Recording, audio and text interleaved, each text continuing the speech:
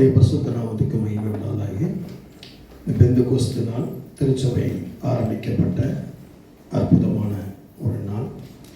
இந்த பெந்தெகோஸ்து நாளில் தூய ஆவியானவருடைய வருகை நாளில் இயேசு கிறிஸ்துவின் நாமத்தினாலே சபையில் இருக்கிற ஒவ்வொருவரையும் நான் பிதாகுமாரன் பரிசுத்தாவின் நாமத்தில் ஆசீர்வதிக்கிறேன்.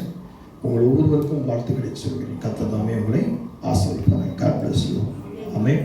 God bless you. இன்றைக்கு நம்ம தேவனுடைய வார்த்தைக்கென்று நாம் எடுத்துக்கொண்டதான தலைப்பு கிறிஸ்தவர்களும் பரிசுத்தமும். இந்த கிறிஸ்தவர்களும் பரிசுத்தமும் விசுவாசியம் அப்படின்னு சொல்லி நிறைய காரியங்கள் நம்ம எடுத்து பார்த்துருக்கிறோம். விசுவாசிகள், கிறிஸ்தவர்கள், அவர்களுக்கான ஒழுக்கங்களை குறித்து அநேக விஷயங்கள் நம்ம நோக்கி பார்த்துருக்கிறோம். இன்றைக்கு கிறிஸ்தவர்களும் பரிசுத்தமும் என்று சொல்லி பார்க்க போகிறோம். இந்த கிறிஸ்தவருக்குள்ள இருக்கக்கூடிய பரிசுத்தம், அந்த பரிசுத்தம் எதற்காக தேவை, பரிசுத்தப்படி வாழ்றது எதுக்காக அப்படின்னு சொல்லி ஒரு சில விவரங்களை நாம் இன்னைக்கு நாம் குறித்து நாம் தியானிக்க போகிறோம். ஆமென். கிறிஸ்துவின் ஆவியானவர் தாமே நம்மை சீராக பாதையிலே நம்மை நடத்துவாராங்க. ஆமென். யோசுவா புஸ்தகம் 3ஆம் அதிகாரம் 5ஆம் வசனத்திலே நாம் வாசிக்கும் பொழுது, Joshua chapter 3 verses 5. யோசுவா ஜனங்களை நோக்கி உங்களை பரிசுத்தம் பண்ணிக்கொள்ளுங்கள். நாளைக்கு கர்த்தர் உங்கள் நடுவிலே அற்புதங்களை செய்வார் என்றான். ஆமென். ஸ்தோத்திரம்.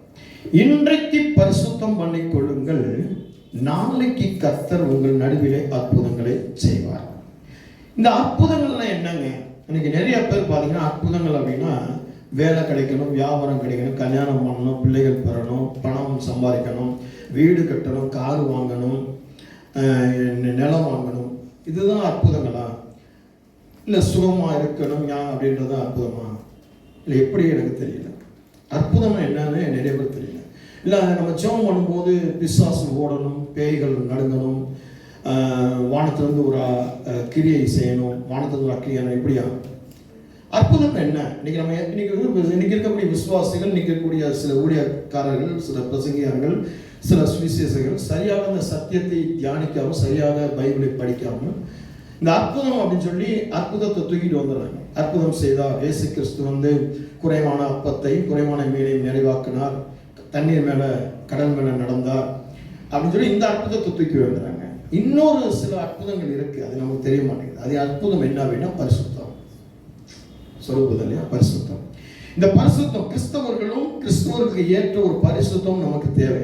இந்த பரிசுத்தமான ஒரு அற்புதம் நம்முடைய வாழ்க்கையில் இருக்குதா அப்படின்னு சொல்லி பார்க்க போறோம். எடுத்து வாசிக்கும் பொழுது யோசுவாவினுடைய புஸ்தகத்துல 3ஆம் அதிகாரம் 5ஆம் வசனத்துல, இன்றைக்கு நீங்கள் உங்களை பரிசுத்தம் பண்ணிக்கொள்ளுங்கள், நாளைக்கு கர்த்தர் உங்கள் நடுவிலே அற்புதங்களை செய்வார்.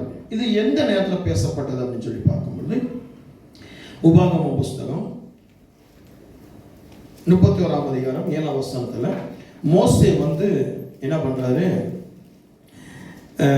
யோசுவா கூப்பிட்டு அவர் சொல்றாரு, பின்பு மோசே யோசுவாவை அழைத்து இஸ்ரவேல் எல்லாரும் பார்த்திருக்க அவனை நோக்கி, பலம் கொண்டு திடமனதாயிரு, கர்த்தர் இவர்களுக்கு கொடுப்பேன் என்று இவர்களுடைய பிதாக்களுக்கு ஆணையிட்ட தேசத்துக்கு நீ இந்த ஜனத்தை அழைத்து கொண்டு போய் அதை இவர்கள் சுதந்திரிக்கும்படி செய்வாய் அப்படின்னு சொல்றாரு. அப்போ இவருக்கு தெரிஞ்சு போச்சு, இவருக்கு இந்த நாட்கள் முடிய போது, இவருடைய மோசையுடைய நாட்கள், மோசை தான் இஸ்ரவேல் ஜனங்களை அழைத்து வந்தாரு. இப்போ அவருடைய நாட்கள் முடிய போதும் தெரியுது. முடிய போகுது அப்படின்னா அடுத்து இந்த கைட் பண்றது யார்கிட்ட கொடுக்கறது அப்படின்னு சொல்லி பார்க்கும்போது, ஞானம் உள்ள, பரிசுத்தம் உள்ள, கர்த்தருக்கு பயந்த ஊழியக்காரனுக்கு அடுத்த ஸ்டெப்ல இருக்கக்கூடிய ஒரு மனுஷன் இந்த யோசுவா. அப்ப யோசுவாட்ட கொடுக்கலாம். யோசுவாட்ட கொடுக்கும்போது எப்படி சொல்றாரு அப்படின்னா, யோசுவா தனியா கூப்பிட்டு, ஒரு அறையில கூப்பிட்டு, ஒரு ஒதுக்குப்புறமா கூப்பிட்டு, ஒரு திரைமறைவுல கூப்பிட்டு சொல்றேன், எல்லா ஜனங்களும் பார்க்கும்படியாகவே சொல்றாங்க. நல்ல கவனமா பார்க்கணும் இந்த விஷயத்தை. நீங்க சில விஷயத்தை பார்க்கும்போது சில விஷயம் எப்படின்னா நம்ம புரிஞ்சுக்கணும். இந்த ஜனங்களுக்கு முன்பதாக ஒரு மனுஷன்கிட்ட பேசும் பொழுது அது எப்படின்னா, அந்த ஜனங்களுக்கு கிடைக்க வேண்டிய அந்த ஒத்துழைப்பு, அந்த ஒழுக்கங்கள் எனக்கு நீங்க எப்படி கொடுத்தீங்களோ அதே போல அவங்களுக்கும் நீங்க பின்பற்றி செல்லணும் அப்படின்ற ஒரு விஷயம் நல்ல கவனமா பார்க்கணும். அப்போ இந்த இடத்துல பார்க்கும்போது யோசுவா சொல்றாரு, இன்னைக்கு பரிசுத்தம் பண்ணிக்கொள்ளுங்கள், நாளைக்கு கர்த்தர் உங்களுக்கு அற்புதம் செய்வார் அப்படின்னா அப்போ ஜனங்கள் பரிசுத்தம் இல்லாமல் இருக்கிறாங்களா? இப்போ என்னாகும் புஸ்தகம் வந்துடும். என்னாகும் புஸ்தகத்துக்கு வந்து 8ஆம் அதிகாரத்தில் 5 7 வரைக்கும் வாசிக்கும் பொழுது என்னாகும் புஸ்தகம் 8ஆம் அதிகாரம் 5 7 வரைக்கும் வாசிக்கும். 5 6 7 வசனங்களை வாசிக்கும். பின்னும் கர்த்தர் மோசேயை நோக்கி நீ இஸ்ரவேல் சந்ததியாரே நின்று லேவியரை பிரித்தெடுத்து அவர்களை சுத்திகரிப்பாயாக. நல்லா கவனம் பாருங்க. முதல்ல ஆண்டவர் பிதாவாகிய தேவன் மோசே கிட்ட அழைத்து என்ன சொல்றாருன்னா, இந்த ஜனங்களிடத்திலிருந்து ரெண்டாக லேவியர்களையும் கலந்திருக்கிற லேவியர்களையும் இஸ்ரவேலோடு கலந்திருக்கிற லேவியர்களையும் இஸ்ரவேலையும் ரெண்டாக பிரிக்கணும் என்றார். நல்ல கவனம். லேவியர்களை பிரிக்கணும், பிரிச்சு சுத்திகரிக்கணும். இஸ்ரவேல் ஜனங்களை தனியாக சுத்திகரிக்கணும், லேவியர்களை சுத்திகரிக்கணும். அதுக்கடுத்த வசனம், அவர்களை சுத்திகரிக்கும்படி அவர்களுக்கு செய்ய வேண்டியதாவது அவர்கள் மேல் சுத்திகரிக்கும் ஜலத்தை தெளிப்பாயாக. பின்பு அவர்கள் சர்வாங்க சவரம் பண்ணி தங்கள் வஸ்திரங்களை தோய்த்து தங்களை சுத்திகரிக்க கடவர்கள். பரிசுத்தம், ஞானஸ்தானம் என்ற ஒரு பரிசுத்தம். ஆமென். இந்த ஞானஸ்தானம் என்ற பரிசுத்தம் அப்ப என்ன பண்ணணும்? முழுமையானது. அப்போ ஏற்கனவே இதான் நான் சொல்லும்போது பார்த்தீங்கன்னா, ஒரு ஜனம் இருக்கீங்கன்னு சொன்னா முதலாவது நீங்க ரட்சிப்பு இல்லாமல் இருப்பீங்க, ரெண்டாவது ரட்சிக்கப்படுவீங்க, மூன்றாவது நீங்க சபைக்கு முதல்ல ரட்சிப்பு இல்லாமல் இருப்பீங்க. இப்போ ஆண்டவர் பிரிச்சு எடுக்கிறாரு. இப்போ நீங்க ரட்சிக்கப்படுறீங்க, அதுக்கடுத்து சர்ச்சுக்கு வரீங்க, சர்ச்சில் உங்களுக்கு ஞானஸ்தானம் கொடுக்குறாங்க. இப்போ ஞானஸ்தானம் கொடுத்த பின்பாக என்ன நடக்குது? அடுத்த வசனம், அப்பொழுது ஒரு காளையையும் அதற்கேற்ற எண்ணெயிலே பிசைந்த மெல்லிய மாவாகிய போஜன பலியும் கொண்டு வர கடவர்கள். பாவ நிவாரண பலியாக வேறொரு காளையும் நீ வாங்கி லேவியரை ஆசாரிப்பு கூடாரத்துக்கு முன் வர செய்து இஸ்ரவேல் புத்திரரின் சபையார் எல்லாரையும் கூடி வர பண்ணுவாயாக. சபையார் எல்லாரையும் கூடி வர செய்து. ஆமென். அதுக்கடுத்து என்ன பண்ணணும்னா, சபையோர்கள் எல்லாரையும் கூடி வர செய்து. அதான் ஞானஸ்தானம் கொடுக்கும்போது சபையில் எல்லாரும் ஒன்றா சேர்றது. ஒரு பிள்ளைக்கு நம்ம பிரதிஷ்டை பண்ணுறோம்னா எல்லாரையும் சபையில் கூடி வர செய்யுது. யாருக்காவது ஒரு ஊழியக்காரனை பிரதிஷ்டை பண்ணுறோம், எல்லாரும் கூடி வர சொல்லுது. புரியுதானே சொல்லுங்க? இது ஒரு சின்ன ஒரு எக்ஸாம்பிள் சொல்லுங்க. இப்போ இந்த பரிசுத்தத்தை குறித்து ஏற்கனவே மோசே கிட்ட ஆண்டவர் பேசியிருக்கிறார். ஏற்கனவே பரிசுத்தமாக்கப்பட்ட ஜனங்கள் தான் சொல்லுவதில் ஏற்கனவே பரிசுத்தமாக்கப்பட்ட ஜனங்கள். ஆனால் ஏற்கனவே பரிசுத்தமாக்கப்பட்ட ஜனங்கள் அப்புறம் ஏன் இன்னைக்கு மோசே மறுபடியும் மோசே கையில் வந்த உடனே பரிசுத்தமாக்கணும்னு சொல்றாங்க? அதான் விஷயமே. இங்க வாசிப்போம். எங்க என்னாகும் புஸ்தகம் 14-15 அந்த 8ஆம் அதிகாரத்தில் 14-15 வருஷம். இப்படி நீ லேவியரை இஸ்ரவேல் புத்திரரிலிருந்து பிரித்தெடுக்க கடவாய். லேவியர் என்னுடையவர்களாக இருப்பார்கள். லேவியர்கள் என்னுடையவர்களாக இருப்பார்கள். லேவியர்கள் என்னுடையவர்களாக இருப்பார்கள். அவர்கள் யார் அப்படின்னா, துதிக்கிறவர்கள், ஆராதிக்கிறவர்கள், இந்த மாதிரி அந்த பக்கம் போயிடுச்சு. இப்போ இங்கிட்டு இந்த பக்கம் இஸ்ரவேல் ஜனங்கள். அடுத்த வாசிங்க. இப்படி அவர்களை சுத்திகரித்து அவர்களை அசைவாட்டும் காணிக்கையாக கடவாய். அசைவாட்டும் காணிக்கையாக. ஆமென். அதுக்கு அடுத்து பாருங்க, இந்த பரிசுத்தம் என்பது என்ன அப்படின்னா, அசைவாட்டும் காணிக்கை. நல்ல கவனம். பரிசுத்தம் என்பது அசைவாட்டும் காணிக்கை. அசைவாட்டும் காணிக்கை, அசைவாட செய்கிற, அசைக்கப்படுகிற அல்லது நடக்க கிரியை செய்கிற ஒரு காணிக்கை. இப்போ காணிக்கை எனக்கு இருக்கக்கூடிய நீங்களாம் எப்படின்னா, காணிக்கை கொடுத்துட்டோம், தசமபாகம் கொடுத்துட்டோம், நம்ம வேலை முடிச்சு போச்சு. இல்லை, ஆண்டவர் என்ன சொல்றாருன்னா, உங்களை காணிக்கையாக சபையில அசைக்க செய்யும்படியாக, அசைவாட செய்யும்படியாக, உலாவ செய்யும்படியாக. இப்போ புரியுதா? சபையில நீங்க எப்படி இருக்கிறீங்க? சபையில நீங்க எப்படி இருக்கிறீங்க? எல்லாம் செஞ்சு வச்ச பின்னாடி அப்படியே வர்றது, அப்படியே ஷோகேஸ்ல பொம்மை மாதிரி உட்காருது, அப்படியே போயிடுறது. சபையில் என்ன நடக்குது, ஏது நடக்குது, எது தேவை, என்ன தேவை, சபைனா என்ன, சபையினுடைய அசைவில் நான் எப்படி அசைக்கப்படணும், சபை குலுங்கும் போது நான் எப்படி குலுங்கப்படணும், சபையில் நான் காணிக்கையாக இருக்கிறேன்னா, சபையில் அர்ப்பணிப்போடு இருக்கிறேன்னா, சபையில் நான் அனைத்திலையும் செயல்படக்கூடிய ஒரு செயல் வீரனாக, செயல் அசைக்கக்கூடிய அசைய வீரனாக இருக்கிறானா அப்படின்றத நம்ம பார்க்கணும். அடுத்து வாசம். இப்படி அவர்களை சுத்திகரித்து அவர்களை அசைவாட்டு காணிக்கா கடவாய். அதன் பின்பு லேவியர் ஆசாரிப்பு கூடத்தில் பணிவிடை செய்ய பிரவேசிக்க கடவர்கள். பிரவேசிக்க என்ன பணிவிடை செய்கிறவர். அடுத்து இஸ்ரவேல் புத்திரரிலிருந்து அவர்கள் எனக்கு முற்றிலும் கொடுக்கப்பட்டிருக்கிறார்கள். இஸ்ரவேல் புத்திரர் எல்லாரிலும் கற்பந்திருந்து பிறக்க சகல முதற் பேருக்கும் பதிலாக அவர்களை எனக்கு எடுத்துக்கொண்டேன். இஸ்ரவேல் புத்திரரில் மனிதரிலும் மிருக ஜீவன்களிலும் முதற் பேரானதெல்லாம் என்னுடையது. நான் தேசத்திலே முதற் பேரான யாவையும் சங்கரித்த நாளிலே அவைகளை எனக்கென்று பரிசுத்தமாக்க. அப்போ ஏற்கனவே மோசே மூலமாக ஜனங்களை பிரித்து பரிசுத்தப்படுத்தி எல்லாம் வச்சுட்டாரா இல்லையா? வச்சுட்டாரு.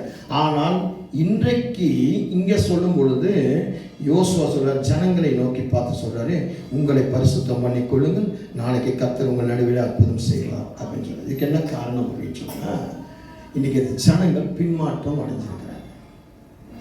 எப்படி பின்மாற்றம் அடைஞ்சிருக்கிறாங்க?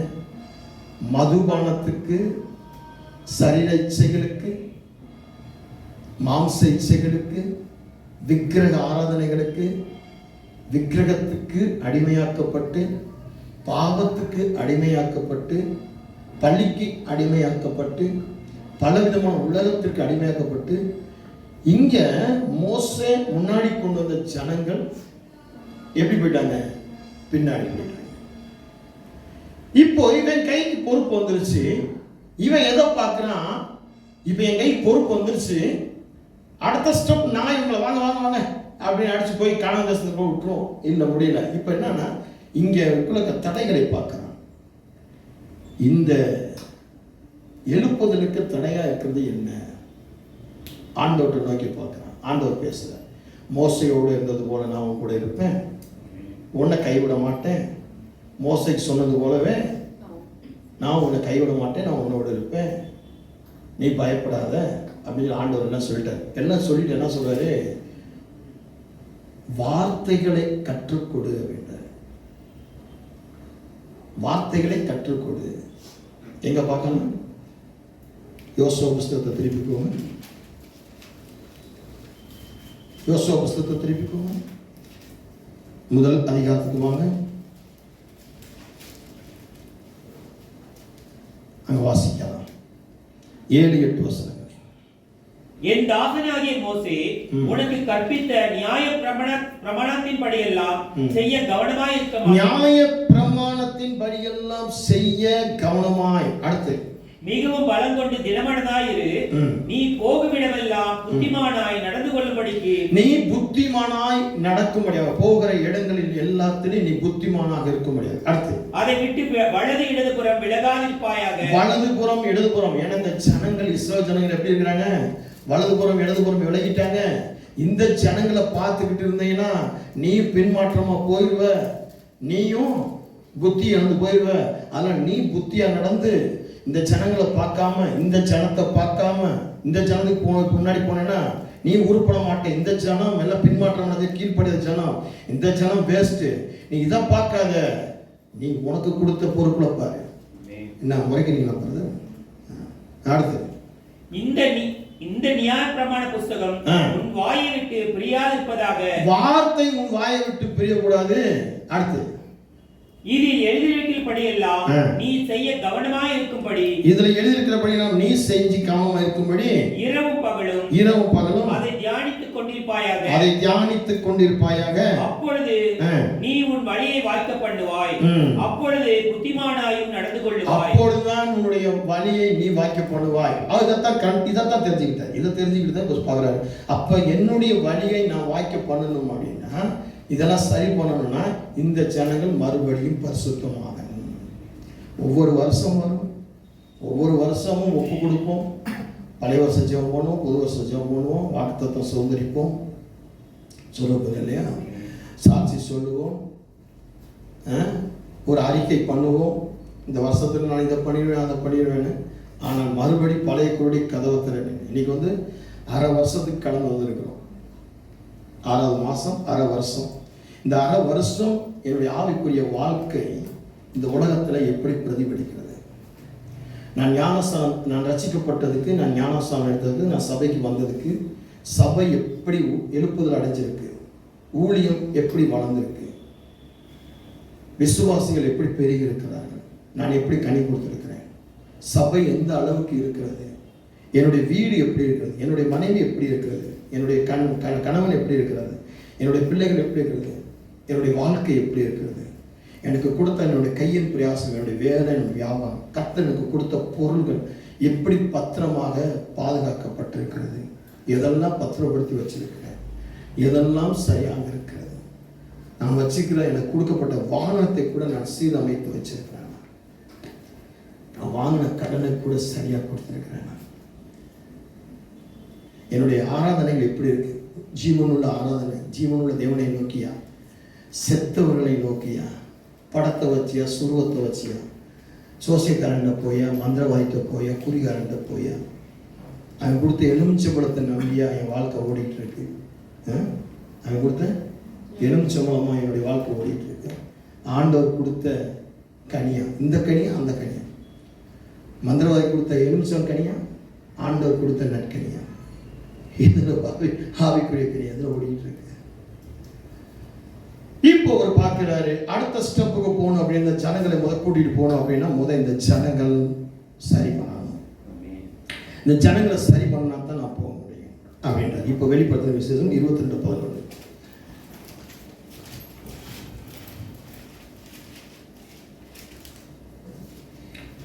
அநியாயம் செய்கிறவன் அநியாயம் செய்கிறவன் இன்னும் அநியாயம் செய்யட்டும், அசுத்தமாய் இருக்கிறவன் இன்னும் அசுத்தமாய் இருக்கட்டும், நீதி உள்ளவன் இன்னும் நீதி செய்யட்டும், பரிசுத்தம் உள்ளவன் இன்னும் பரிசுத்தமாகட்டும். ஆமென். இப்போ இவனுடைய குறிக்கோள் என்னன்னா, நீதி செய்கிறவன் இன்னும் அதிகமாக நீதி செய்யணும், பரிசுத்தமா இருக்கிறவன் இன்னும் அதிகமாக பரிசுத்தமாகணும். இன்னைக்கு திருச்சபையில் நீங்க நீதி செய்கிறவங்க பரிசுத்தமாட்டீங்கன்னா, நாங்க என்ன இன்னைக்கு நினைக்கிறோம் அப்படின்னா, இன்னும் நீதியில வளரணும், பரிசுத்தத்தில் வளரணும், இன்னும் பெருகணும்னு சொல்லி நாங்கள் எதிர்பார்க்கிறோம். நீங்க நினைப்பீங்க, போன மாசமே நான் பரிசுத்தமாயிட்டேங்க, போன வருஷமே நான் பரிசுத்தமாயிட்டேன், பரிசுத்தமான பிறகு ஞானஸ்தானம் இன்னொரு பரிசுத்தம் இல்லையா? வேதம் சொல்லுது, தினமும் உங்களை பரிசுத்தம் பண்ண வேண்டிய ஒரு காரியத்தில் இருக்கிறீங்க. தினமும் உங்களை நீங்க பரிசுத்தப்படி தகுதிப்படுத்திக்கிறீர்கள். தேவசம் ஞானஸ்தானத்துக்கு முன்னாடி பரிசுத்தமாகிறதுக்கு, அதுக்கு அடுத்து எத்தனை நாட்கள் உங்களை பரிசுத்தப்படுத்திருக்கீங்க, எங்கெல்லாம் போய் பரிசுத்தமாயிருக்கீங்க, எந்த மாதிரியெல்லாம் பரிசுத்தமாயிருக்கீங்க, எந்த விதத்தில் பரிசுத்தமாயிருக்கீங்க, அதில் சில விஷயங்களை பார்ப்போம். முதல்ல நமக்கு நம்முடைய மனசுல பரிசுத்தம் வேணும். மனசுல பரிசுத்தம் எப்படி? மனசுல வெறுமனே வெளியில எல்லாரும் பார்க்கும்படியாக நம்ம காண்பிக்கிறபடி நம்முடைய ட்ரெஸ்ஸில், நம்ம உடையில, நம்ம ட்ரெஸ்ஸில், நம்முடைய போடுற ஷூ, சாக்ஸு, ஷர்ட்டு, பேண்ட், இதெல்லாம் பார்த்தீங்கன்னா நிறைய பேர் பார்த்தீங்கன்னா சபைக்கு வந்தால் நகை நட்டு போடக்கூடாது, ஒயிட் சாரி தான் கட்டணும், ஆம்பளைகள்லாம் வந்து மோதிரம் போடக்கூடாது, செயின் போடக்கூடாது, அவங்களாம் வந்து வெள்ளை பேண்ட் வெள்ளை சட்டை தான் ஜிப்பாக தான் போடணும் அப்படின்னு. இன்னைக்கு கடந்த நாளில் நான் மதுரையில் வந்து ஒரு மாப்பிள்ளை கேட்டிருந்தாங்க, நம்ம சபையில் இருக்கக்கூடிய ஒரு விசுவாசி மூலமாக, அவங்க ஃப்ரெண்டு மூலமாக மாப்பிள்ளை பொண்ணு கேட்டாங்க, லீவனாக பொண்ணு கேட்டாங்க. அப்போ கேட்டாங்க, நீங்கள் பாஸ்டர்ன்றீங்க, அந்த பொண்ணு வந்து ரிங்கெல்லாம் போட்டு, காதில் ரிங்கெல்லாம் போட்டிருக்கு, அதெல்லாம் எப்படி இருக்குங்க? அவங்க என்ன செய்வாங்க, பாஸ்டர் அப்படின்னா எல்லாத்தையும் இது பண்ணி வெள்ளை போடுவேன். ஆனால் நான் என்ன சொல்கிறேன்னா, உடையில காமிக்கிறது, வெளியில் காமிக்கிறது கிடையாது, எதில் காட்டணும், மனசில் காட்டணும், மனசில் பரிசுத்தமாக இருக்காங்க. ஏன்னா இந்த உதாரணத்துக்கு இந்த சாட்சி நான் அதுக்கு சொல்கிறேன். ஆமாம். அப்போது நம்முடைய மனசுல பரிசுத்தம் இருக்கிறதா? நம்முடைய பரிசுத்தம் எப்படி இருக்கு? நம்ம எப்படி காமிக்கணும்? நம்ம ட்ரெஸ்ஸில் காமிக்கணும், நம்ம மேக்கப் போட்டு காமிக்கணும், நம்ம உடையில காட்டணும், நம்ம ஷூல காட்டணும். அப்படி இல்லை, முதல்ல நீங்கள் மனசில் காட்டணும். மனசில் காட்டுறது எப்படி அப்படின்னு சொல்லி பார்த்தா, மனசில் காட்டுறது எப்படி அப்படின்னா, ஆண்டவருடைய வேத வசனத்தின்படி வாழ்றது தான் மனசில் பரிசுத்தம். ஆண்டவருடைய வசனத்தின்படி நீங்கள் நினச்சி பார்க்கணும், ஆண்டவருடைய வசனத்தின்படி நான் வாழ்றேனா அப்படின்னு சொல்லி. ரெண்டாவது, நம் மாறுவது தான் பரிசுத்தம். நாம் மாறுவது தான் பரிசுத்தம். நம்ம மாறுவதுல என்ன? இந்த பரிசுத்த ஆவியினுடைய வழி நடத்துதலை பின்பற்றுவது பரிசுத்தம். பரிசுத்த ஆவியானுடைய வழி நடத்துதல். இன்றைக்கு நம்ம திருச்சபை ஆரம்பிக்கப்பட்ட நாள், பரிசுத்த ஆவியானவர் வெளிரங்கமான நாள். பழைய ஏற்பாட்டில் பரிசுத்த ஆவியானவர் இருக்கிறார். அங்கே தண்ணீர் மேலே அசைவாடி கொண்டு இருக்கிறார். ஒவ்வொரு இடத்துல அசைவாடி குறித்து பார்க்குறோம். அந்த இடத்துல சாலமோன் மேலே இறங்குறதை குறித்து பார்க்குறோம், தாவீது மேலே இறங்குறதை குறித்து பார்க்குறோம், சிம்சோன் மேலே இறங்குறதை குறித்து பார்க்குறோம். ஆவியானவர் இருக்கிறார், ஆனால் அவர் மறைவாக இருக்கிறார். ஆனால் இயேசு கிறிஸ்துவை உயிர்த்தெழுந்த பின்பு கிட்டத்தட்ட ஒரு 50வது நாள் திருச்சபை நாள், பெந்தகோஸ்து நாள் அப்படி அங்கே வெளியரங்கமாக அந்த பரிசுத்த ஆவியானவரை கொடுக்கப்பட்ட நாள். அப்போ இந்த நாள் தான் நமக்கு எப்படிப்பட்ட நாள் அப்படின்னா, நமக்கு பரிசுத்தமான திருச்சபை ஆரம்பிக்கப்படும். இந்த நாள் எப்படி இருக்கணும்? நம்முடைய மாற்றத்தை உண்டு பண்ணுகிற நாளாக இருக்கணும். நாம் மாறின நாளாக இருக்கணும். பரிசுத்த ஆவியினுடைய வழி நடத்துதல் அல்லது பரிசுத்த ஆவியின் கிருபையை பெற்று வாழ்வது.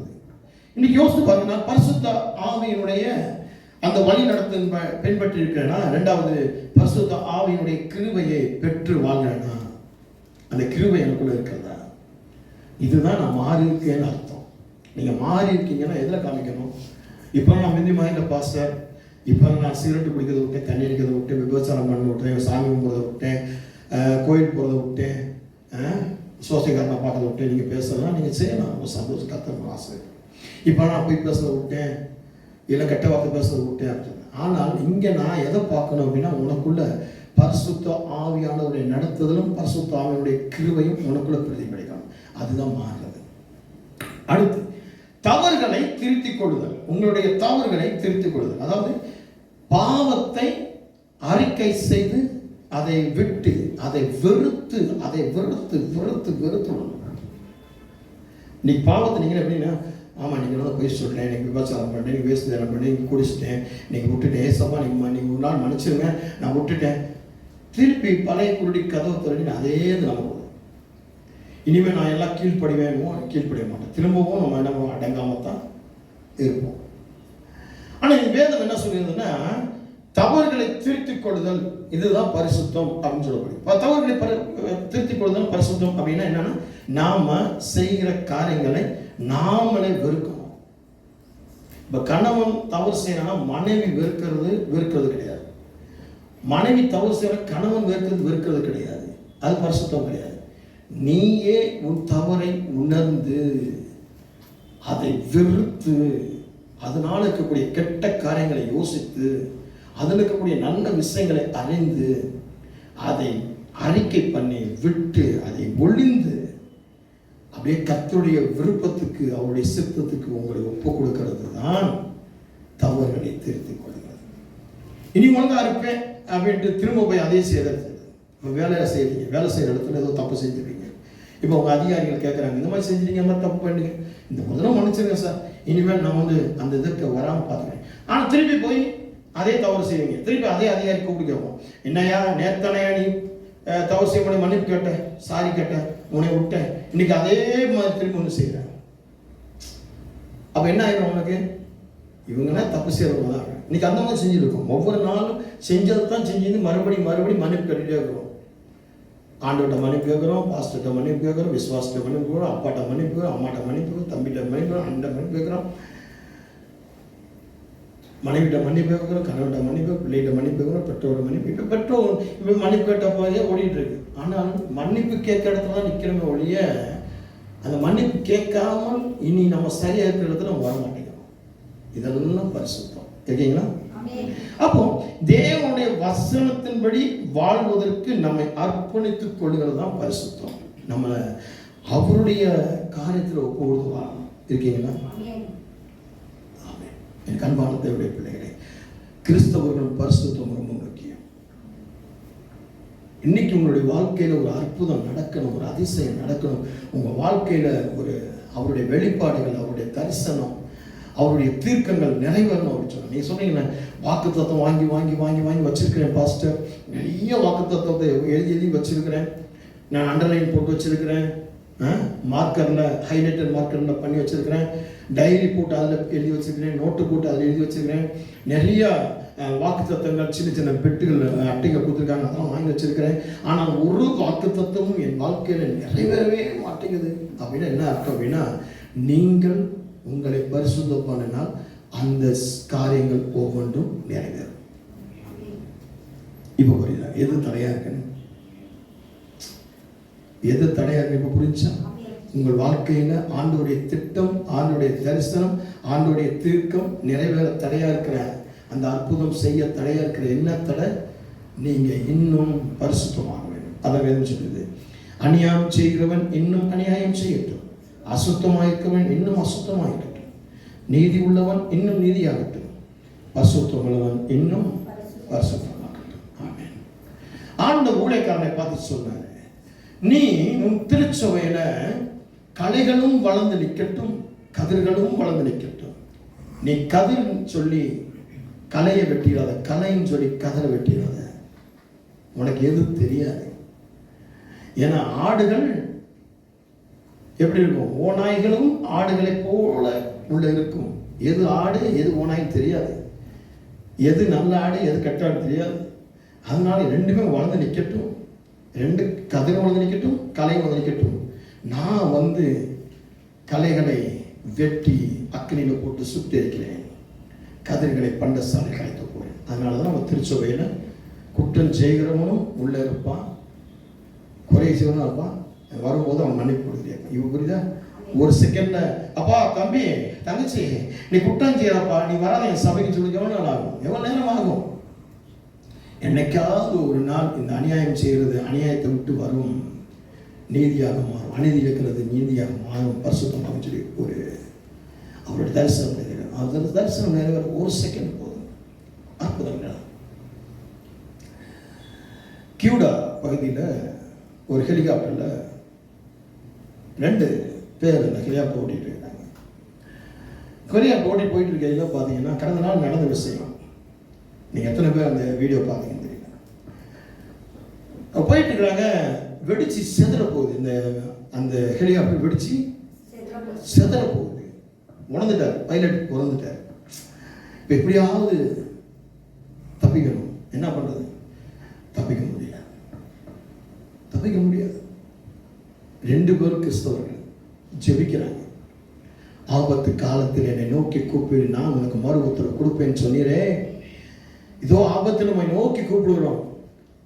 இவங்களை அறியாம இந்த ஹெலிகாப்டர் எங்க போகுது? நடு கடலுக்குள்ள போகுது.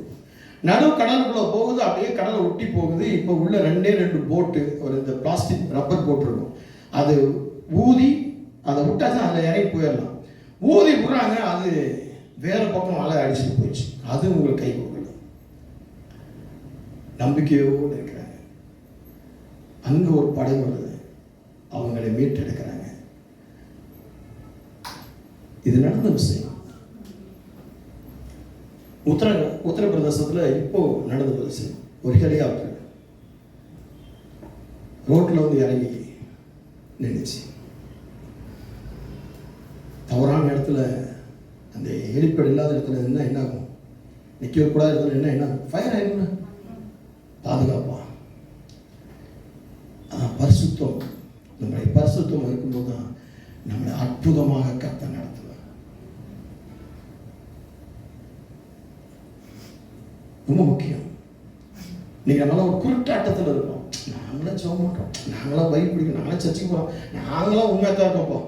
மனுஷன் காணும்படியாட்டாலும் எங்க மனசுக்கு தெரியுது, எங்களுடைய மனசாட்சி தெரியுது. அப்படிதான் நம்ம பேசிட்டு இருக்கக்கூடிய ஆண்டவருக்கு முன்பதாக, என் திருச்சபைக்கு முன்பதாக, என் விசுவாசிகளுக்கு முன்பாக, என் ஊழியக்காரனுக்கு முன்பதாக, என்னைக்கு நியாயம் செய்கிற என் நியாயாதிபதிக்கு முன்பதாக, என்னை தீர்க்கிறேன் தீர்க்க தரிசிகளுக்கு முன்பதாக, என் ஆண்டவராக இயேசுக்கு சொன்ன தீர்க்கதரிசன வசனங்களுக்கு முன்பதாக நான் எப்படி இருக்கிறேன்? இது ரொம்ப முக்கியம். நீங்கள் நிறைய பேர் நடிக்கிறோமா? சபையில் வந்தால் ஒரு மாதிரி, வீட்டில் போன ஒரு மாதிரி, வேலைக்கு போன ஒரு மாதிரி, வெளியே போன ஒரு மாதிரி, இப்படிலாம் நம்ம நடிச்சுக்கிட்டு இருக்கோம். நம்முடைய நடத்தைகளை செய்வது முதல் காரியம். ஒரு 6 விஷயத்தை எடுத்துருங்க. நீங்கள் ஒரு சில விஷயத்தை பார்த்து நம்ம முடிச்சிடலாம். சரிங்களா? இது தொடர் போதனையாக பார்ப்போம். 2 பேதுரு புஸ்தகம் 3ஆம் அதிகாரம் 11ஆம் வசனம். 2 பேதுரு புஸ்தகம் 3ஆம் அதிகாரம் 11வது வசனம். 7 வாசிப்போம்.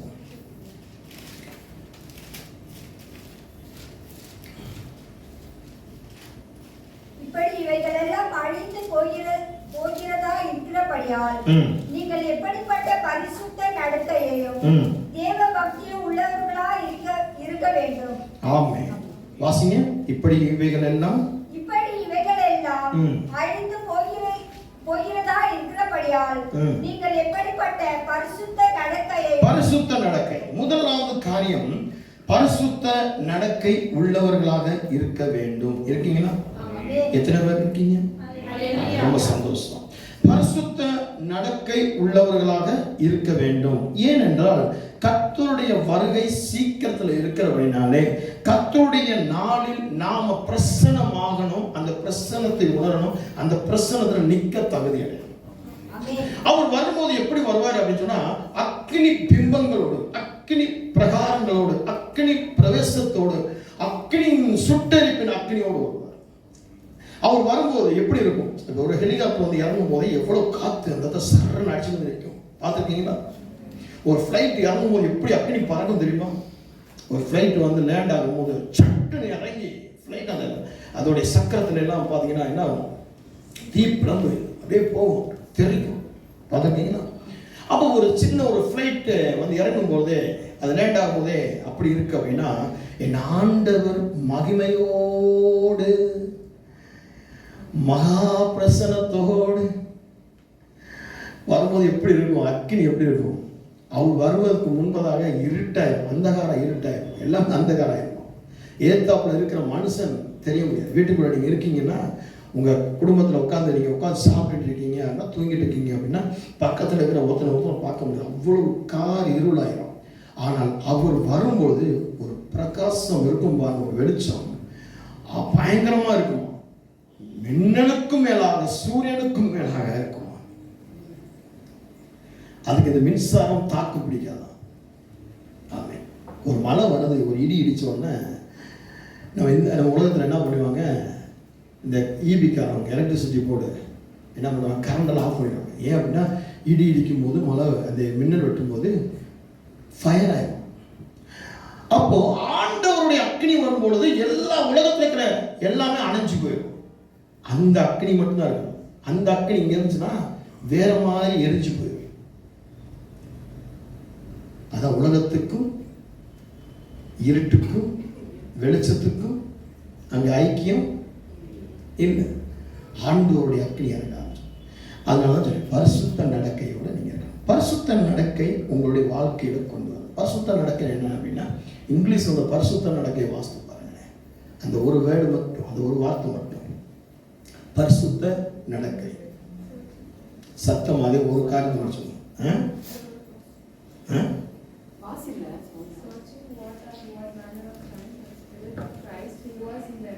Was indicated when he testified beforehand the sufferings of Christ and the glories that would follow.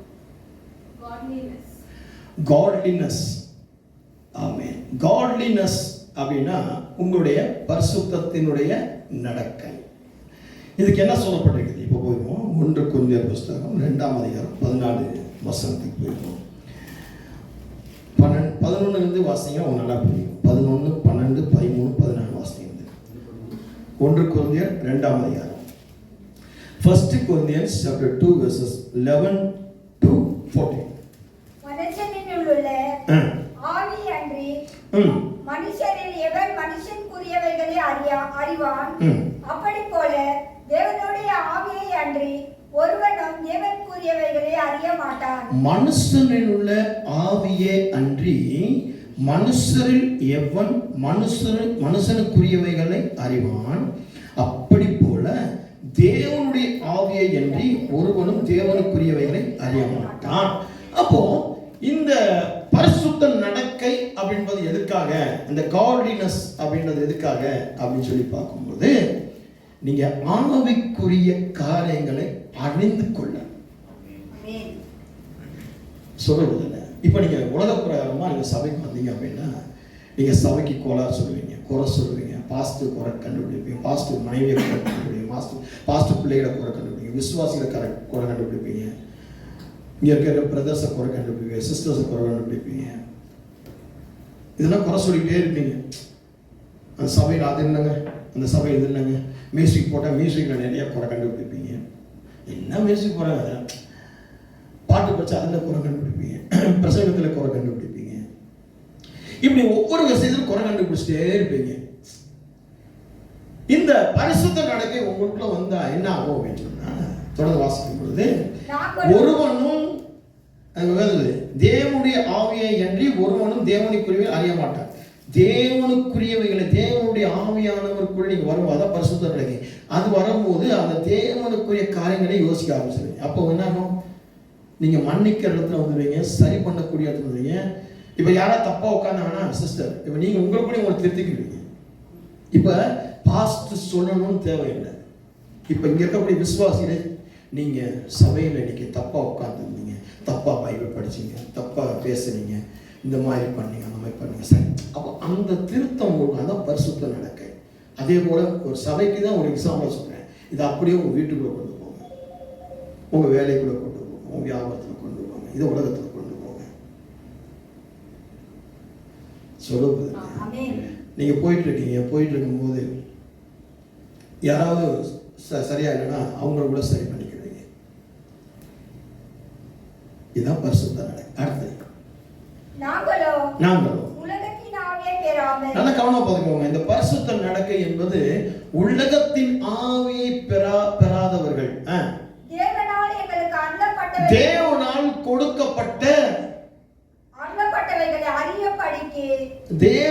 தேவனால் கொடுக்கப்பட்ட அருளப்பட்டனா கொடுக்கப்பட்ட அந்த ஆவியானவர் எதை அப்படி சொல்லி பார்க்கும்போது இங்க சொல்லப்பட்டிருக்கிறது, நாங்களோ உலகத்தின் ஆவியை பெறாமல் தேவனால் எங்களுக்கு அருளப்பட்டவைகளை அறியும்படிக்கு. வாசிங்க. தேவனில் இருந்து புறப்பட்ட அந்த ஆவியை பெற்றிருக்கிறோம். நல்ல கவனம் பாருங்க. தேவனிடத்திலிருந்து புறப்பட்ட அந்த ஆவி, உலகத்தில் உள்ள ஆவியே கிடையாது. உலகத்தில் உள்ள ஆவினாலதான் என்ன கேட்டீங்கன்னா, சபையில் வரும்போது மட்டும்தான் ஓரி பாரா பாசா பாலம் கையெல்லாம் தட்டி டம்மு டம்மு டம்முன்னு குதிச்சுட்டு போயிடுவாங்க. அப்ப திரும்பி என்ன அவங்களுக்குள்ள அந்த பழைய காரியமெல்லாம் வர ஆரம்பிச்சிடும். என்னென்ன தவறு, என்னென்ன மீறுதல், என்னென்ன அக்கிரமம் எல்லாமே திரும்ப எங்க வந்துடும், அவங்களுக்குள்ள வந்துடும். இப்ப சொல்லுவாங்கல்ல, என்ன தெரியல நானும் விடணும்னு நினைக்கிறேன், விட முடியல, இதை செய்யணும்னு நினைக்கிறேன், செய்ய முடியல, நடத்தணும்னு நினைக்கிறேன், நடத்த முடியல, நான் விழுந்து போயிடுறேன். இதுதான் காரியம். ஏன்னா உலகத்தின் ஆவியோடு ஒத்து போறவர்களாக, உலகத்தின் ஆவியை நோக்கி போறவர்களாக இந்த தேவனுடைய ஆவியை பெற்று தேவ ஆவியானவர் தேவனத்துக்கு வந்தாருன்றதை மறந்து போயிறாங்க. அதை பெற்றுக்கொள்ள மறந்துக்கிறாங்க. இதுக்கும் ஒரு சில பாஸ்டர்ஸ் என்ன பண்றாங்க, கலர் லைட்டுகளை போட்டு டம்மு டம்முன்னு மியூசிக் போட்டு தட்டார் குட்டார்னு மியூசிக் போட்டு மக்களை வந்து ஒரு எமோஷனலா ஆட விட்டு, அந்த எமோஷனல் ஆடிடு கடற்கடல ஒரு கிட்டத்தட்ட ஒரு 15-20 வருஷத்துக்கு முன்னாடி ஒரு ஆராய்ச்சி பண்ணிட்டு இருந்தேன். எப்படி ஆராய்ச்சி பண்ணேன்னா, எப்படி இந்த லூசிபர் விழுந்து போனான், லூசிபருக்கு கொடுக்கப்பட்ட காரியம் என்ன, ஆராதனை, இசைக்கருவிகள் வாசிக்க, பயங்கரமான காரியங்களை கொடுத்து ஏன் விழுந்து போனான் அப்படின்னு நான் பார்க்கும்போது, இசை என்ன பண்ணுவோம், ஒருத்தர் மயக்கிடுவோம். அதே போல பார்த்தீங்கன்னா, அமெரிக்காவில் ஒரு ஹாஸ்பிட்டலில் ஒரு மனுஷனுக்கு வந்து மூளையில் ஒரு ஆப்ரேஷன் நடந்துட்டு இருக்கு. ஆப்ரேஷன் நடந்துட்டு இருக்கும்போது என்ன பண்ணாங்கன்னா, அவனுக்கு இன்ஜெக்ஷன் போட முடியாதான், அந்த மயக்க ஊசிகள் போட முடியாது, போடுறதுக்கு அவனோட உடம்பு தாங்காதான், ரொம்ப வீக்கானான்.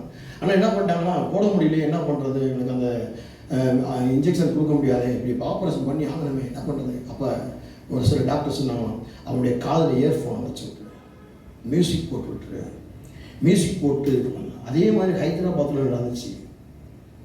ஒரு பெண்ணுக்கு வந்து மூளையில் ஆப்ரேஷன் நடக்கும்போது காதில் இளையராஜா பாட்டை போட்டு விட்டு, யாருக்கான எத்தனை பேர் அந்த நியூஸ் படிச்சுக்கிறது இல்லை, ஒரு சில ஆண்டுகளுக்கு முன்பதாக அதே மாதிரி நடந்துச்சு. அமெரிக்கா நடந்த மாதிரி நடந்துச்சு. அந்த ஆப்ரேஷன் நடந்தீங்கன்னா அந்த மியூசிக் என்ன பண்ணுமா, ஒருத்தனை மயக்கிடுவான். அப்படிதான் இவனுடைய மியூசிக்கில் அநேக மயக்கம் இருந்துச்சு லூசிபர். அதனால தான் இன்னைக்கு இசைக்கருவி வாசிக்கிறவங்க பாட்டு பாருங்க, நான் ஜபத்தில் இருக்குன்னு சொன்னேன். பாருங்க, நம்ம சபையிலே பாருங்க, எவ்வளோ பேர் ஆராதனை இருந்தவங்க, மியூசிக் போட்டவங்க இன்னைக்கு எல்லாம் விழுந்து போயிருக்கிறாங்க. பார்த்துருக்கீங்கன்னா, நிறைய பேர் பாவத்துக்குள்ளே போயிருப்பாங்க, நிறைய பேர் வராமல் போயிருப்பாங்க. நான் தான் சொன்னேன், நல்ல ஜபத்தில் இருங்க. இன்னைக்கு மியூசிக் போடுற மகளை கூட சொல்றேன், நல்ல ஜபத்தில் இருந்து ஆராதனை இருந்துவாங்க. அதனால முதலாளியே வந்து ரிஹர்சல் பார்த்து ஒத்திகை பார்க்குறது, ரிஹர்சல் பார்த்து எந்தெந்த கார்டு எப்படி போகணும், என்ன பண்ணணும், இந்த பாட்டுக்கு எப்படி அமைக்கணும், அப்படின்னு எல்லாம் எழுதி அந்த நோட்ஸ்லாம் எழுதி வச்சு பண்றது. மயக்கி. அப்போ அந்த உலகத்தின் ஆவி உங்களை மயக்கும், உங்களை அடிமையாக்கும், உங்களை கிரியை செய்ய விடாதபடிக்கு, உங்களை எழுப்ப விடாதபடிக்கு உங்களை அழிக்கும், உன்னுடைய சந்ததிகளை அழிக்கும், உன்னுடைய குடும்பங்களை நிஷ்டூரமாக்கும், அழிந்து போகக்கூடிய காரியம் உன்னை அடிமைப்படுத்தி வைக்கும். ஒரு காரியத்தை கொடுத்து அடிமைப்படுத்தி வைக்கும். ஆனால் பரிசுத்த ஆவியானவர் என்ன செய்கிறார்? நாங்களோ உலகத்தின் ஆவியை பெறாமல் தேவனால் எங்களுக்கு அருளப்பட்டவைகளை அறியும்படிக்கு, தேவனால் எங்களுக்கு கொடுக்கப்பட்டவைகளை அறியும்படிக்கு, நான் எதற்காக ரட்சிக்கப்பட்டிருக்கிறேன், எதற்காக சபைக்கு வந்திருக்கிறேன், எதற்காக நான் ஞானஸ்தானம் எடுத்திருக்கிறேன், எதுக்காக இந்த சபையினுடைய என்னுடைய காரியம் என்ன, எனக்காக எதுக்காக கொடுக்கப்பட்டது, என்னுடைய மனைவி, என்னுடைய கணவன், என்னுடைய பிள்ளைகள், என்னுடைய வேலை, என்னுடைய பொருள், என்னுடைய பொட்டு, என்னுடைய வாகனம் எதற்காக கொடுக்கப்பட்டுச்சு, அது ஆண்டவரால் கொடுக்கப்பட்டது. அதை எப்படி? ஆனால் இன்னைக்கு என்ன சொல்லுவாங்க, நான் 4 நாள் வேலை பார்த்தேன்னா அந்த பொருள் வாங்கிடுவேன், 5 நாள் வேலை பார்த்தா இதை செஞ்சுருவேன், நான் வேலை பார்த்து இந்த மாதிரி சம்பளம் வந்து இப்படி தான் பேசுவாங்க ஒழிய, இன்னைக்கெல்லாம் எனக்கெல்லாம் பார்த்தீங்கன்னா எனக்கு எந்த சம்பளம் கிடையாது. எந்த சம்பளம் பைபிள் காலேஜ்லையும் சம்பளங்கள் என்ன ஆயிடுச்சு, இப்போ நின்றுச்சு. 2-3 மாதம் வராதுல்ல, பைபிள் காலேஜ் வராது, எந்த வருமானங்களும் இல்லை. ஜெபம் தான். ஆண்டவரே, இந்த தேவைகளுக்காக நான் சொல்லிக்கிறேன், நீர் கொடுக்கப்பட்ட அந்த கிருபை எனக்கு வேணும். அதுதான் ஓடிக்கிட்டு இருக்கு. நீங்கள் என்ன நினைப்பீங்க, பாஸ்டர் இப்படி கலராக சொக்கா போடுறாரு, கலராக பேண்டெல்லாம் போடுறாரு, கலராக வர்றாரு, அவருக்கு என்னடா அப்பா அவரு அப்படின்னு. இது இந்த வசனத்தை தான் நான் எடுத்துக்கிடுவேன். எந்த வசனம்? இந்த வசனம். நாங்களும் உலகத்தின் ஆவியை பெறாமல். ஏன்னா உலகத்தின் ஆவியை பெற்றால் தான் உலகத்தில் போய் நிற்கணும். எவன்டா கடை கொடுப்பான், எங்கடா வரும் அப்படி. நான் உலகத்தின் ஆவி பெற, நான் பெற்றிருக்கிறது பரிசுத்த ஆவி.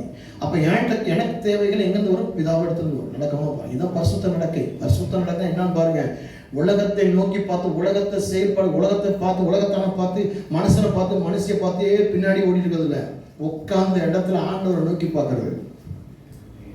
சொல்றது இல்லையா? உட்கார்ந்த இடத்துல ஆண்டவரை நோக்கி பார்த்து, ஆண்டவரை சொல்லுவேன், ஆண்டவரே, நான் ஒரு காலத்தில் சைக்கிளில் சுற்றினேன், 2 வீலர் பைக்கில் சுற்றினேன், அப்புறம் ஆட்டோவில் சுற்றினேன், காரில் சுற்றினேன், வேனில் சுற்றினேன், பஸ்ஸில் போனேன், கொஞ்சம் பஸ்ஸில் இன்வாய்ஸ் ரைட்டராக ஓடினேன், செக்கிங் இன்ஸ்பெக்டராக இருந்தேன், ஏஎஸ்சி பார்சல் சர்வீஸில் கிளீனராக ஓடினேன். எங்கள் தாத்தா வந்து டிரைவர், என் கூட வாப்பா என் கூட கிளீனராக நாகர்கோவிலுக்கு போயிட்டு அப்படின்னு சொல்லி கூப்பிட்டு போனார். இப்போலாம் மதுரை டு நாகர்கோவில் வந்து 6 மணி நேரம் 8 மணி நேரம் போயிடுது. அப்போல்லாம் அப்படி இல்லை, 15 நாள் போகும்.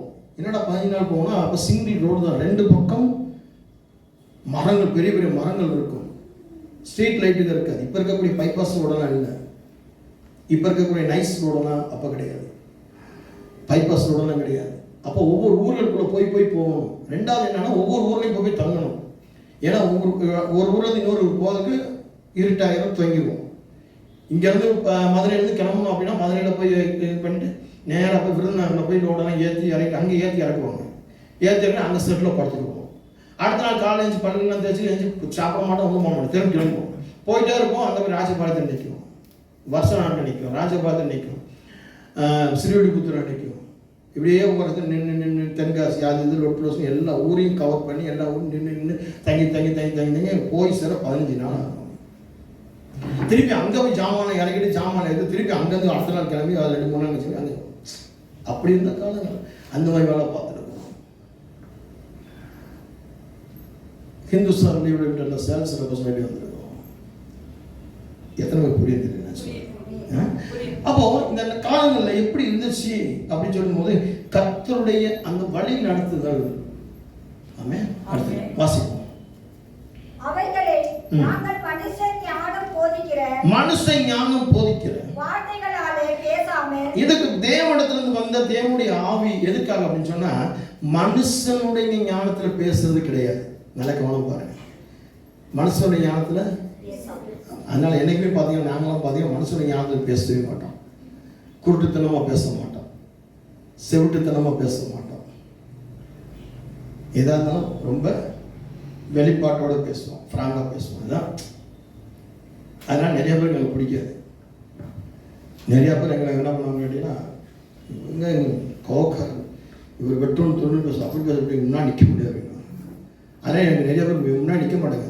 சர்ச்சை முடிஞ்சாலும் பாருங்க, சொல்லாமல் போய் நிறைய பேர் சொன்னால் சொல்லிட்டு ஒரு சில பேர் ஓடி போயிடுவாங்க. என்ன வேணால் பேச்சு கொடுத்து அறுக்க அறுக்காம அடுத்து ஏதாவது புத்தின்ற போட்டு பிளேடை போட்டுருவாங்க. வாசனை அவைகளை நாங்கள் மனுஷஞான போதிக்கிற வார்த்தைகளை பேசாமல் பரிசுத்த ஆவி போதிக்கிற வார்த்தைகளை பேசி ஆவிக்குரியவைகளோட சம்பந்தப்படுத்திட்டாங்க. ஆவிக்குரியவைகளோட சம்பந்தப்படுத்தி காண்பிக்கிறோம். இதுதான் பரிசுத்தமான நடக்கை. ஆவிக்குரியவைகளை ஆவிக்குரிய காரியங்களோடு இணைச்சி. நான் பேசும்போது பாருங்க, பிரசங்கம் பண்ணும்போது பாருங்க, சில தரிசனங்களை அல்லது சில சாட்சிகளை சில காரியங்களை சொல்லி உங்களோட சொல்லுவேன். காரணம் என்னன்னா, அப்படின்னா தான் உங்களுக்குள்ள என்ன ஆகும், அந்த காரியம். அதுதான் பார்த்தீங்கன்னா பரிசுத்த நடக்கை. நீங்கள் உங்கள் பிள்ளைகிட்ட நீங்கள் சொல்லும்போது, என்னுடைய தகப்பன் என்கிட்ட பேசும்போது எப்படின்னா, அவருடைய காலத்தில், அவங்க தாத்தா காலத்தில், அவங்க அப்பா காலத்தில், அவங்க சித்தப்பா காலத்தில், அவருடைய காலத்தில் அவங்க தாத்தா, அவங்களுடைய சித்தப்பா, அவங்க அப்பா எப்படி இருந்தாங்களோ அவருடைய காரியம், அவருடைய வேலைகள் எப்படி இருந்துச்சு இதெல்லாம் சொல்லி தான் என்கிட்ட போதிச்சுட்டே இருக்கும். எங்களை பேசிட்டே இருப்பார். அவர் பேசுறது ஒரு கதைகளாக சொல்ல, அழகாக சொல்லுங்க, இப்படி இந்த மகன் இப்படி போனே மகன் இது மாதிரி செஞ்ச மகன். அது எல்லாமே எனக்கு இந்த பரிசுத்த நடக்கைக்கு உந்துதலாக இருந்துச்சு. இந்த பரிசுத்த நடக்கைக்கு ஒரு உந்துதலாக இருந்துச்சு, வழி நடத்தக்கூடியதாக இருந்துச்சு. ஆனால் இன்னைக்கு இருக்கக்கூடிய ஜனங்கள் இதெல்லாம் கேட்கறது இல்லை. அதனால தான் அவங்க பரிசுத்த நடக்கை இழந்து போயிடுறாங்க. அடுத்தது ஏன்னா நிறைய பேர் அந்த உலகத்தின் ஆவியோடு இணைந்து உலகத்தின் ஆவி கதைகளை உலகத்தின் கதைகளை பேசுறது. உலகத்தில் சினிமாக்காரர்கள் இன்னைக்கு நம்ம விசுவாசிகளும் பார்த்தீங்கன்னா ரொம்ப சந்தோஷமா இருக்கும். சில நேரங்களில் பார்க்கும்போது ரொம்ப சந்தோஷப்படும். எப்படி சந்தோஷம்? வேதனையோடு சந்தோஷமா இருக்கும். ஏன்னா அவங்க பிறந்த நாளைக்கு ஒரு ஸ்டேட்டஸ் போட்டாங்கன்னா ஒரு சினிமா பாட்டில் ஸ்டேட்டஸ் போட்டிருப்பாங்க. அவங்க ஒரு போட்டோ போட்டாங்கன்னா சினிமாக்காரனோட நின்று எடுத்த மாதிரி ஒரு போட்டோ போட்டிருப்பாங்க.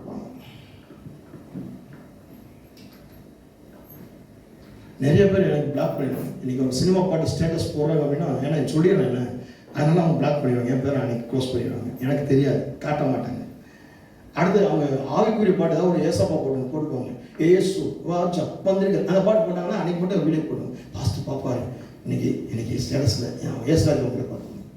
அடுத்த நாள் பார்த்தா அது இருக்காது. என்னென்னு கேட்டால் அவங்க பேர் இருக்காது. என்ன பார்த்தா நினைக்கும், நினச்சிக்கணும் இன்னைக்கு உலகத்தான் போயிட்டா. ஒரு நாள் ஆவி இது பரிசுத்த நடக்கை. ஒரு நாள் இப்படி ஒரு நாள் அப்படி உலகத்தான் இந்த மாதிரி வாழ்றது பரிசுத்த நடக்கை. பரிசுத்த நடக்கை என்பது ஆவிக்குரியவைகளை ஆவிக்குரிய காரியங்களோடு ஆவிக்குரிய விஷயங்களை ஆவிக்குரிய விஷயமான காரியங்களை சம்பந்தப்படுத்தி அப்படியே வெளியே கொண்டு வரது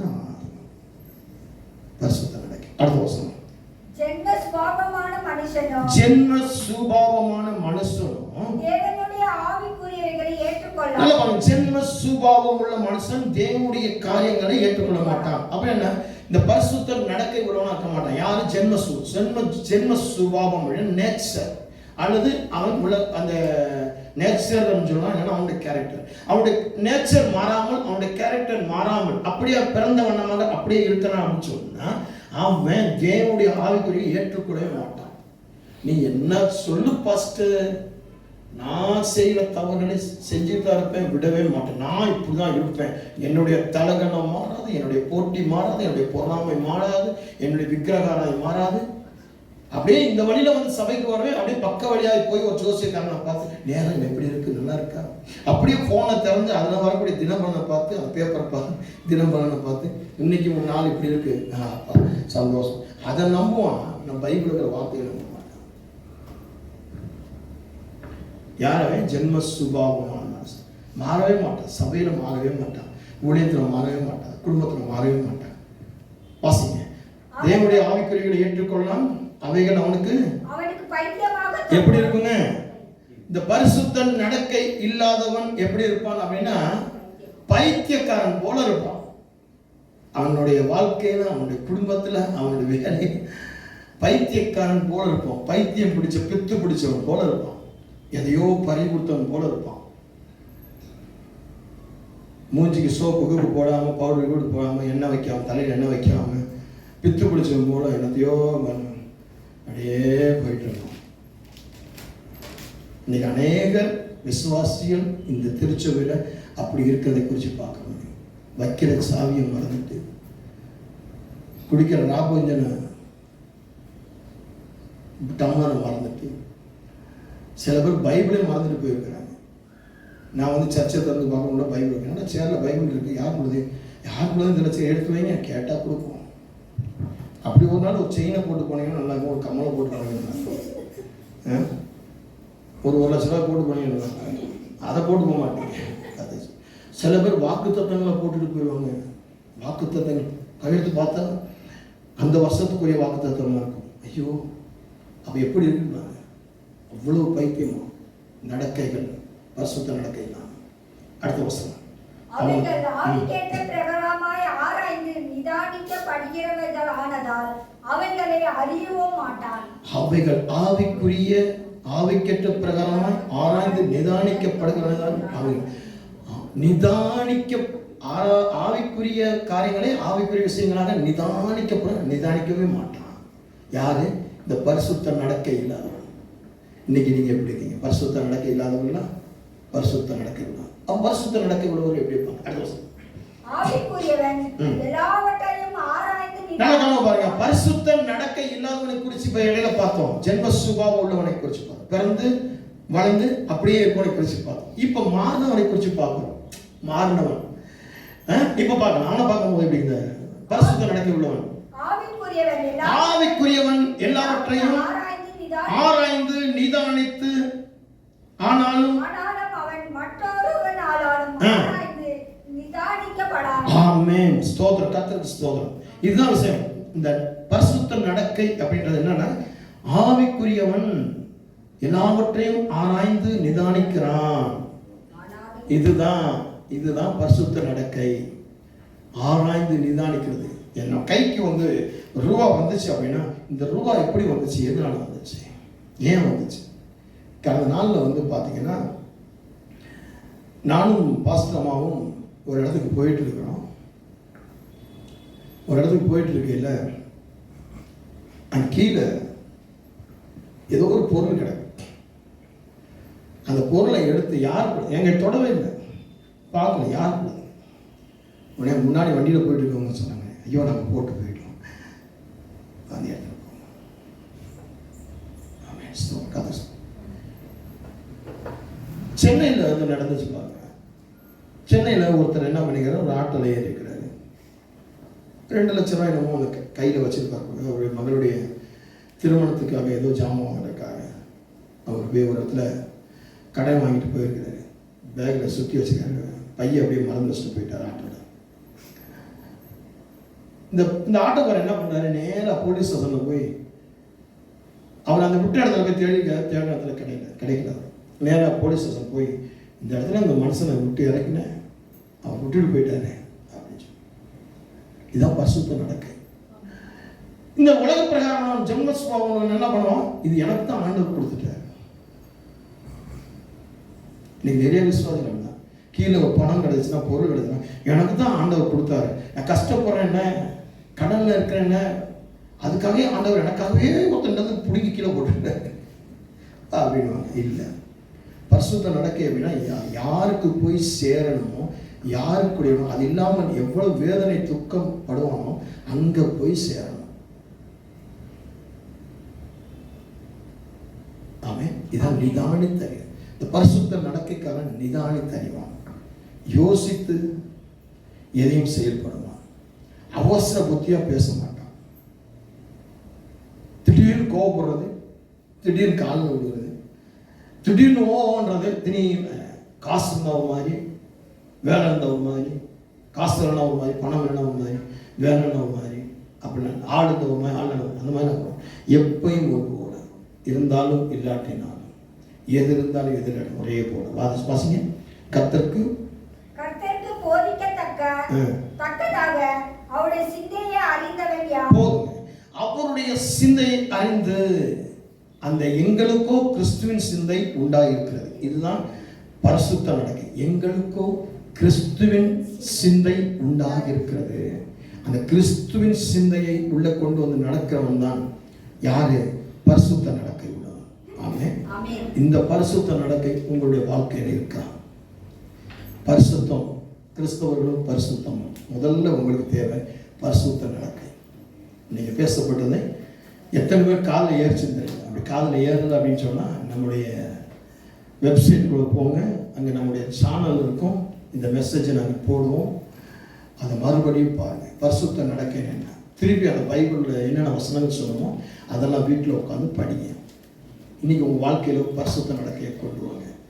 ஜென்ம சுபாவ மனுஷனை எடுத்து போட்டு, களைந்து போட்டு, அழித்து போட்டு, இந்த ஆவிக்குரிய மனுஷனை, பரிசுத்த நடக்கை உள்ள அந்த மனுஷனை தரித்து கொள்ளுங்க. அதனால கிடைக்கக்கூடிய காரியங்கள் ஆவியானவர்கிட்ட வரக்கூடியது, கர்த்தரிடத்திலிருந்து வரக்கூடியது, தேவன்கிட்ட வரக்கூடியது, தேவ கிருபையிலிருந்து வரக்கூடியதை பெற்றுக்கொண்டு வாழ்ந்து பாருங்க. அது ஒரு சுகமா இருக்கும். ஆமென். இது ஒரு தொடர்ச்சியாக அடுத்த வார்த்தை பார்ப்போம். ஜெபிப்போம்.